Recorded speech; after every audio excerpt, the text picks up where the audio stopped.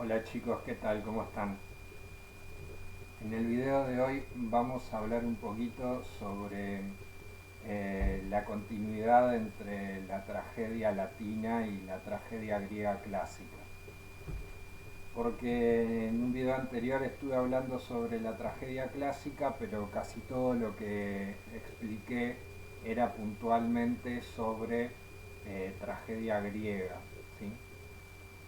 Em, Ustedes sabrán que entre lo que es la cultura latina y lo que es la cultura griega hay una continuidad importante. Los romanos tomaron muchísimos elementos culturales de los griegos. Por ejemplo, la religión es muy parecida, ¿sí? Tienen un panteón de dioses muy similares en principio, por lo menos lo que son los dioses principales. Em, el latín deriva la mayoría de sus palabras del griego. La filosofía latina proviene directamente de la griega. Los desarrollos científicos se basan en los desarrollos científicos del periodo griego. Hay un montón de elementos en los cuales lo que va a ser la cultura de la República y el Imperio Romano son herederos directos de lo que había sido la cultura griega clásica.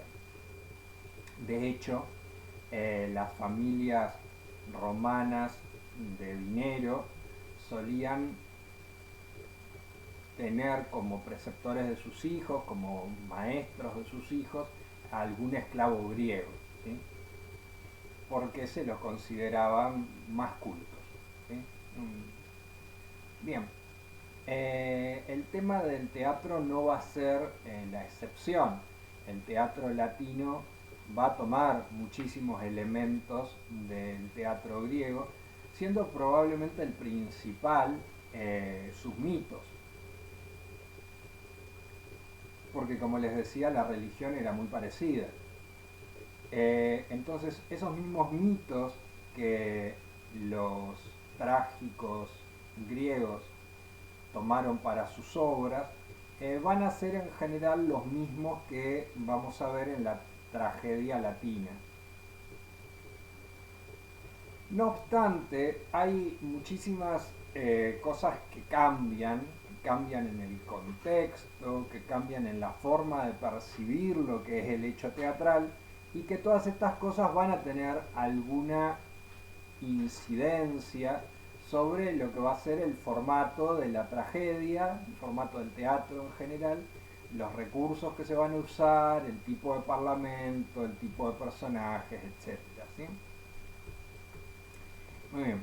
Así que vamos a ir repasando un poquito lo que había estado diciendo sobre teatro griego y vamos a compararlo con lo que fue el teatro latino. En principio, a ver, dijimos que el teatro griego se representaba en un anfiteatro,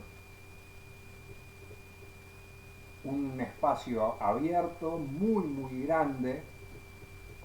La idea es que como las obras teatrales se representaban durante celebraciones religiosas, este espacio tenía la idea de que pudiera asistir una enorme cantidad de público, ¿sí? Porque eran días, eh, serían como si dijéramos ahora feriados, ¿sí? Se suspendían todas las otras actividades y el día que había teatro, todos los ciudadanos asistían al teatro. Era como para que se hagan una idea, como un estadio de fútbol, ¿sí? La capacidad que tiene. Y abierto. Eh, las representaciones, habíamos dicho, se realizaban durante el día porque no había forma de iluminar en forma artificial un teatro tan grande. Y se representaban varias obras juntas. Eh, Aparentemente la costumbre era cuatro obras juntas, ¿sí? Tres tragedias y un drama satírico. Y como dijimos que la tragedia tiene un origen religioso y se seguía representando durante días de celebraciones religiosas, es la tragedia va a ser el principal vehículo, porque es el que permite una reflexión moral, donde pueden intervenir los dioses, ¿sí? Donde puede haber incluso una enseñanza de carácter moral o relacionada con lo religioso. En cambio, la comedia en la antigua Grecia va a ser mucho menos popular, ¿sí? Por lo que más conocemos el teatro griego es por sus tragedias, ¿sí? Digamos que tenemos tres trágicos, hay un gato, eh, tres trágicos que son Esquilo, Sófocles y Eurípides, eh, y un solo cómico que es Aristófanes en el periodo griego. Eh, Bien, acá podemos ya empezar a establecer algunas diferencias. Para lo que va a ser el teatro latino, eh, el teatro no va a ser ya una manifestación cultural tan popular. Tal vez, si ustedes lo piensan, aunque sea por las películas o una cosa así, lo que van a recordar como el gran entretenimiento romano por excelencia es el circo romano, ¿no? El Coliseo, está bien que el Coliseo es muy posterior, ¿no? A lo que estoy diciendo, pero bueno, el circo, ahí los gladiadores, los leones, esas cosas. Eh, una forma de entretenimiento, digamos que popular, pero desde un punto de vista cultural como bastante más bárbaro, ¿no? Eh, el teatro entonces en general no era pensado para una representación pública masiva. Eh, la mayoría de las obras teatrales se representaban dentro de fiestas privadas, ¿sí? Los romanos les gustaban mucho las fiestas, pero no era el mismo tipo de fiesta que los griegos, no eran las celebraciones religiosas de los griegos, eran fiestas de carácter más privado, bastante privado, ¿sí? Han sido los romanos, pasaban a la historia, se han vuelto bastante famosos por sus grandes banquetes y por sus grandes orgías, ¿sí? Parece que entre los espectáculos que un buen anfitrión podía prever para una velada con sus invitados, además del banquete y la orgía, podía haber una obra teatral. Es eso, gente muy culta. Eh, También podía haber bailarinas, también podía haber malabaristas, cosas así, algo como para pasar el rato, para entretenerse mientras uno hacía la digestión entre una cosa y la otra, ¿sí? Y una de las posibilidades era entonces llevar una pequeña compañía teatral. Recuerden que siempre estamos hablando de 2, 3 actores nada más que representaban todos los papeles, ¿sí? Bueno, esto entonces le quita bastante de ese carácter social que tenía el teatro griego. Se va a notar bastante esta diferencia, por ejemplo, en la extensión de los parlamentos. Mientras el teatro griego solía tener parlamentos bastante más cortos, para que el diálogo fuera ágil y fuera entretenido para el gran público que estaba viendo la obra, el teatro latino suele tener parlamentos bastante más extensos, es un teatro más culto, porque como les digo, va representado en un contexto donde el público es muy chiquito, muy selecto y generalmente es un público culto. Entonces se busca con ese diálogo más extenso, más cargado, más lleno de recursos retóricos. Se busca entonces agradar a un público con una cultura mucho más elevada.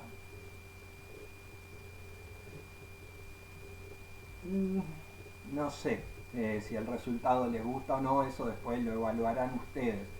A mí me parece bastante pesado el teatro latino. Verán a veces que no sé si leen una horita en Fedra, por ejemplo, y tienen parlamentos donde un mismo personaje está hablando 2 páginas, a veces 3.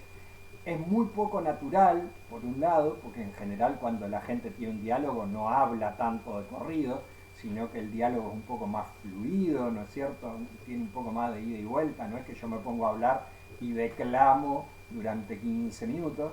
Eh, y por otro lado, también exige de los actores una memoria prodigiosa, porque imagínense tener que recordar semejante parlamento. Eh, Esa es una diferencia que tiene que ver con esta forma diferente de la representación que va a tener la tragedia en la antigua Grecia y en la antigua Roma. Otra diferencia que un poco se podría prever es que si yo les estoy diciendo que la circunstancia en la que habitualmente se representaba el teatro eh, es en fiestas privadas, la tragedia va a perder muchísimo lugar ante la comedia. La literatura latina los cómicos van a ser mucho más valorados que los trágicos, porque justamente en una fiesta que estamos diciendo entre el banquete y la orgía, yo no quiero una tragedia, ¿sí? O sea, no es un momento adecuado para la reflexión moral, para ponerme ahí existencialista a pensar sobre la finitud de la vida, que es de lo que se tratan en general las tragedias, ¿sí? Entonces, en general, la mayoría de las obras reconocidas de la literatura latina, teatrales, van a ser comedias. Acá tenemos dos grandes cómicos que son Plauto y Menandro, y un solo trágico que es Séneca, ¿sí? Y también habría que explicar un poquito el rol de Séneca en todo esto, porque es muy raro, es excepcional la figura de Séneca dentro del contexto que les estoy diciendo. Bueno, Séneca era preceptor de Nerón. De Nerón supongo que se deben acordar un poco, ¿sí? Es este hombre que fue acusado de incendiar la propia ciudad de Roma, de la cual él era el emperador, ¿no es cierto?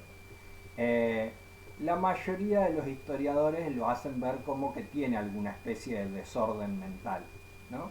Está loco, ¿va? Eh, pero además de que parece que estaba medio loco, llega al poder siendo muy muy joven. Entonces, doble problema, porque por un lado calcula la madre que no tiene la experiencia necesaria para gobernar, y entonces tratan de rodearlo de un grupo de preceptores, ¿sí? Justamente que lo encaucen un poco, le expliquen un poco lo que está bien y lo que está mal, porque parece que Nerón no lo tenía del todo claro, ¿sí? Dicen que, por ejemplo, se disfrazaba con una piel de oso y atacaba a mujeres por la calle y las violaba disfrazado de oso, y después se volvía corriendo al palacio. Eh, no sé qué tal funciona el disfraz de oso cuando el único que anda violando mujeres disfrazado de oso es él. Entonces, por más que no se le viera la cara, sabían que el que andaba disfrazado de oso era él. Pero bueno, era el emperador al mismo tiempo. ¿Qué iban a hacer? No lo iban a meter preso, no existía eso. Bueno, el caso es que Séneca, en la difícil misión de tratar de meter alguna especie de concepción moral en ese hombre tan amoral y medio loco, lo que decide hacer es escribir algunas tragedias. Porque a Nerón le gustaba el teatro griego. Entonces Séneca escribe él mismo algunas tragedias como para ver si por ese lado lograba de alguna manera una herramienta pedagógica que le permitiera transmitirle cierta reflexión moral acerca de lo que está bien y de lo que está mal al emperador Nerón. ¿Sí? Se movió todo porque saltó el gato, chicos. Pero por suerte ya se fue a dormir. Listo. Entonces, yendo específicamente a lo que sería Fedra, vemos esto que les digo, que cada agón Los agones son esas partes en las que los personajes discuten entre ellos. Representa en realidad un dilema moral. Un personaje va a presentar una posición y el otro va a presentar la posición antagónica, ¿sí? Entonces, si yo veo el primer agón entre Fedra y su nodriza, bueno, Fedra, enamorada de Hipólito, está dispuesta a todo con tal de seguir adelante con ese amor, y la nodriza trata de disuadirla con argumentos morales, ¿sí? Es decir, que está mal tener relaciones con tu hijastro, esencialmente, es el argumento de la nodriza. Y Fedra trata de convencerla con argumentos como que, bueno, que el amor es un dios y que los dioses tienen un poder que está por encima de los hombres. Por lo tanto, ella, que es un simple ser humano, no puede resistirse al poder del amor. La nodriza a su vez la va a refutar y ahí van a tener un diálogo donde disimuladamente, digamos, como para entretenerlo a Nerón, al mismo tiempo le van bajando línea acerca de qué cosas están bien y qué cosas están mal, qué cosas son conductas correctas y qué conductas no lo son, ¿sí? Así que en cada diálogo nosotros en general vamos a poder tener bastante claro qué personaje representa una actitud moralmente positiva, qué personaje representa una actitud moralmente negativa, ¿sí? Porque la idea es que resulte lo más claro posible. Si seguimos analizando los próximos parlamentos, bueno, acá finalmente, ¿qué pasa? Pasa que Fedra le dice a nodriza, está bien, vos tenés razón, pero si es así, entonces yo me muero, me mato, ¿sí? Porque si realmente mi amor es imposible, yo prefiero morir. Y la nodriza, viendo esto, viendo que la única opción es ayudar a Fedra a llevar adelante sus amores, aunque la nodriza considera que están mal, o verla morir, prefiere finalmente transigir en lo moral para salvarle la vida. Y va a ser entonces la nodriza la que va a tener el segundo agón, esta vez tratando de convencer a Hipólito. Acá van a tener un cambio, digamos, radical en la nodriza, porque primero cuando dialogaba con Fedra sostiene una posición argumentativa y cuando dialoga con Hipólito la cambia completamente, pero porque ella tuvo que cambiar de opinión, digamos, en medio de esos dos diálogos.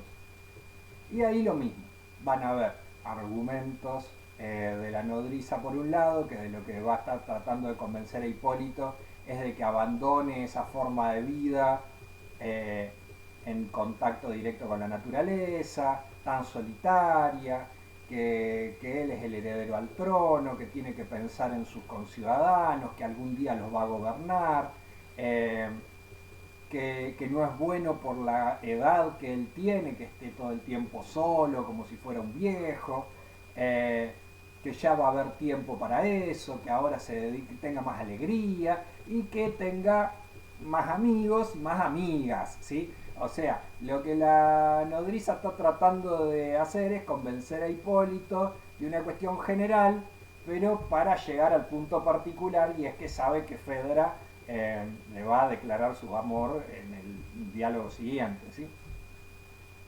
Bueno, Hipólito va a tener otra cantidad de argumentos, pero en el sentido contrario, ¿sí?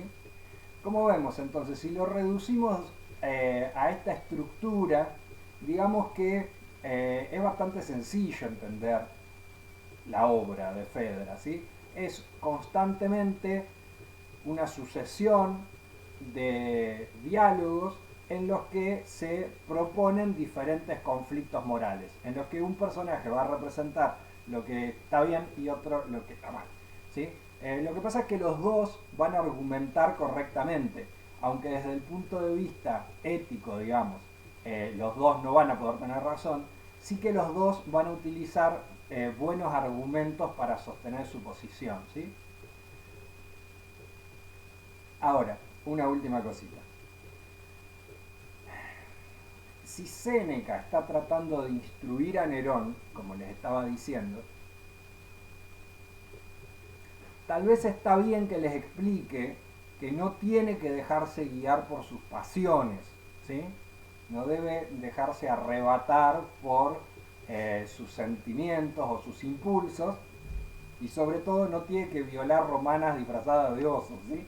Entonces, eso está, se entiende por qué se lo decía, ¿no? Lo de que hay que usar más la razón y menos las pasiones.